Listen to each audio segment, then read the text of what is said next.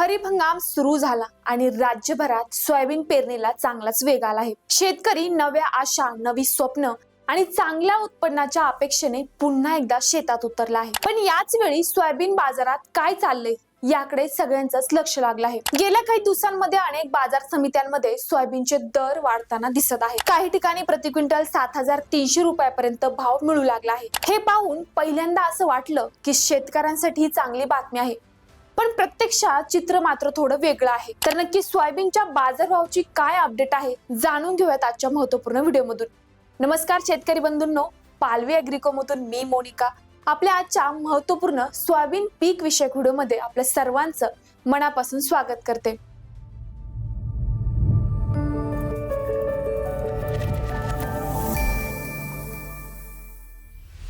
सध्याच्या सोयाबीन बाजारभावामुळे सगळ्यांच्या भुवया उंचवण्याचं कारण म्हणजे आज भाव वाढत असले तरी देखील बहुतांश शेतकऱ्यांच्या घरात आता जुना सोयाबीन उरलेलाच नाही. मागच्या काही महिन्यांमध्ये आर्थिक गरज, कर्जाचे हप्ते, शेतीचा वाढता खर्च आणि घर खर्च भागवण्यासाठी अनेक शेतकऱ्यांनी माल आधीच विकून टाकला. त्यावेळी अनेक ठिकाणी सोयाबीनला फक्त 4,000 ते 4,500 रुपये प्रति क्विंटल दर मिळत होता आणि आज बाजारामध्ये 7,000 ते 7,300 रुपयांचा भाव दिसत आहे.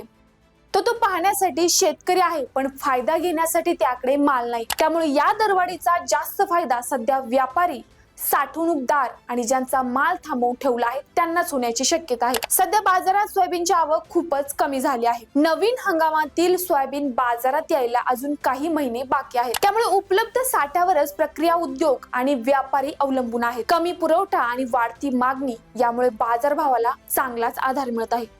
या दरवाढीचं आणखी एक महत्त्वाचं कारण म्हणजे डीओसीची वाढती मागणी. सोयाबीन पासून तेल काढल्यानंतर जी डीओसी तयार होतो तो पशुखाद्य उद्योगात खूप महत्त्वाचा असतो. सध्या डीओसीला प्रति क्विंटल 4,500 ते 5,000 रुपयापर्यंत दर मिळत असल्याचं व्यापाऱ्यांचं म्हणणं आहे. पशुखाद्य उद्योगाची वाढती गरज आणि प्रक्रिया उद्योगांकडून वाढलेली खरेदी यामुळे सोयाबीनला चांगलाच आधार मिळत आहे. याशिवाय सोयाबीन तेलाच्या दरात देखील झालेली वाढही बाजारासाठी चांगलीच ठरत आहे.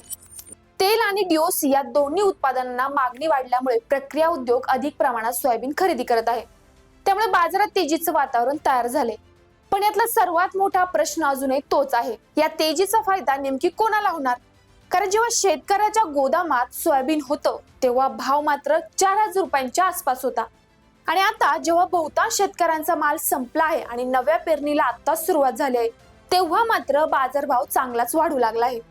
हीच गोष्ट अनेक शेतकऱ्यांच्या मनाला लागणारी आहे. पीक पेरण्यापासून तर काढणीपर्यंतचा सगळा धोका शेतकरीच घेतो. पाऊस असेल, रोगकीड असेल, उत्पादन खर्च आणि बाजारातील अनिश्चितता सगळं त्याला झेलावं लागतं. पण अनेकदा जेव्हा त्याच्या मालाला चांगला भाव मिळायला हवा तेव्हा मात्र बाजार पूर्णपणे शांत होऊन जातो आणि माल विकून गेल्यानंतर तेजीची चर्चा सुरू होते. पुढच्या काळात डीओसीची मागणी अशीच राहिली, तेलाचे दर मजबूत राहिले आणि उत्पादनावर मोठं संकट आलं नाही तर सोयाबीन बाजार आणखी मजबूत होऊ शकतो. पण यंदा सगळ्यांची एकच अपेक्षा आहे, या तेजीचा खरा फायदा शेवटी त्या शेतकऱ्याच्या खिशालाच पोहोचावा ज्याने हा सोयाबीन घाम गाळून पिकवला आहे. तर शेतकरी बंधूंनो, तुमच्या जवळच्या सोयाबीन मार्केटमध्ये सध्या काय भाव चालू आहे आम्हाला कमेंटद्वारे नक्कीच कळवा.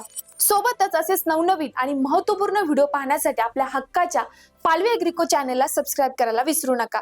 धन्यवाद.